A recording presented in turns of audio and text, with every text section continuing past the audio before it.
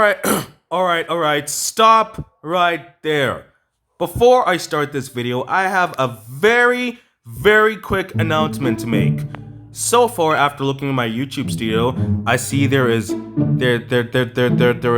more majority of you guys watch my videos but are not subscribed, and there is less majority of you guys who watch my videos and are subscribed. So anyway, for those of you who didn't subscribe, I have to say, well, I honestly do not have much to say except that technically, here's the thing. I started want to reach 200 subscribers, so like, the thing is, I need this goal. So for those of you guys who didn't subscribe, can you please do me a kind favor and subscribe to this channel. After all, a little subscription will motivate me to keep posting more content. I mean, won't you guys do that for me? For your dude? Yes. So, like I said, for those of you who didn't subscribe, then make sure you subscribe and hit like and share this video around so I can achieve this 200 subscriber goal. Well, enjoy the video, everyone. See you later.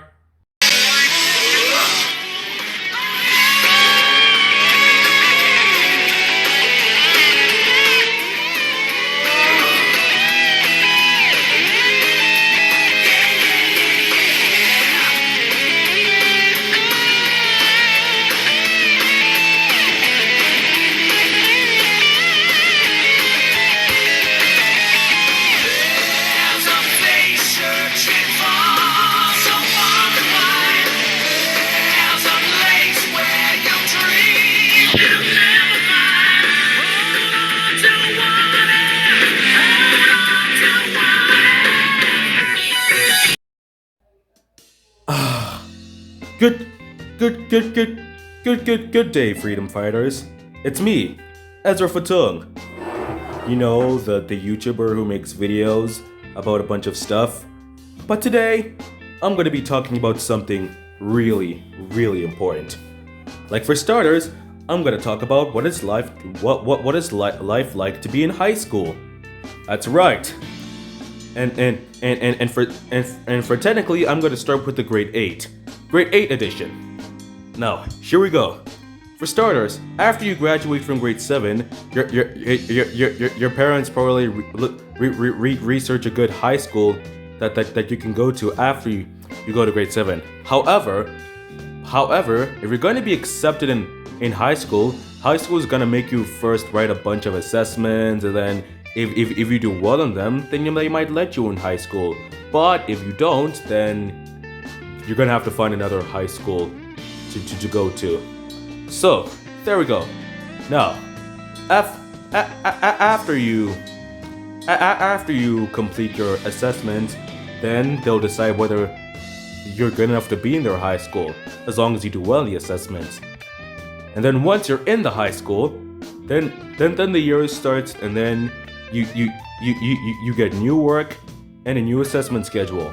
And then, of course, in grade 8, you get a matric as your mentor to help you, on your first journey in high school. And that's right. And then,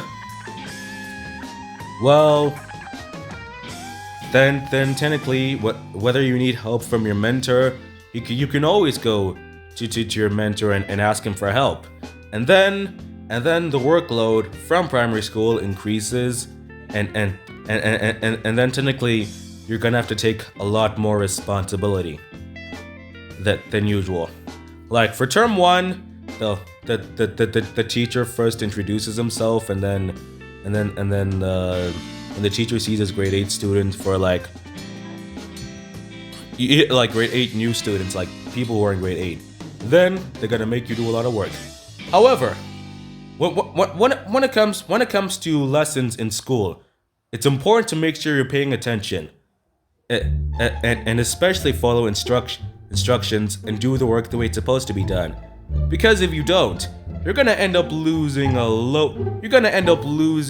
quite a lot of marks, and you do not want that. And technically, now for the subjects. Well, for starters, if you're going to pass the grade, you need to pass at least 3 main subjects: math, English, and Afrikaans. In Afrikaans, you have to get at least 60s to pass. And same with English and math. English and math, because you know what, guys, let me be honest. If you pass every other subject but you don't pass Afrikaans, then technically you didn't pass the term. That's what you're saying. Well, technically in South Africa you have to pass. Technically in South Africa you have to pass Afrikaans, but I'm not really gonna talk about much because I know a lot percent of you guys aren't South African. But for the people watching that are South African, yes, this is important. You should always pass Afrikaans, because passing Afrikaans is the only way you pass the grade, as well as English and math. Oh, and life science and social science and all the other subjects. And then the next term comes, and then term 2, they're gonna have to give you a bunch of exams, which will be from every work you done. So technically, when it comes to exams, make sure you prepare and revise for them in advance. And whatever you do not wait until last minute to study for your exams, because if you do that, well then trust me, it's really not gonna work out for you, and you might end up, well, failing them. But what I'm saying is waiting till last minute to study for exams is irresponsible. It's very irresponsible. So whatever you do not do that. And secondly, once you pass your exams, then you look at your own exams and exam diagnostics. And then once you do that, well then you show your exam marks to your parents. And then, so technically the passing exams is the very most important part in school, because apparently you need to pass your exams to pass the term. However, if you fail most of your exams, well, mostly Afrikaans and English and math, then don't expect to get a pass, because it's gonna end up in a fail. Whatever. I mean, like I was saying, when it comes to exams, make sure you prepare in advance. Like I said, don't wait till last minute, because it's never gonna work out for you. And you're not gonna be able to cram in especially when you have a lot of definitions. Make sure you revise, make sure you know your work well, because believe me, that is the best way of preparing for exams. And then lastly, term 3 and 4. Actually, for those of you who are for those of you whose school has only 3 terms, and for those of you whose school has only 3 terms, term 3 is the last term, meaning last chance to pass, in case you didn't do well in the other 2, or at least 1.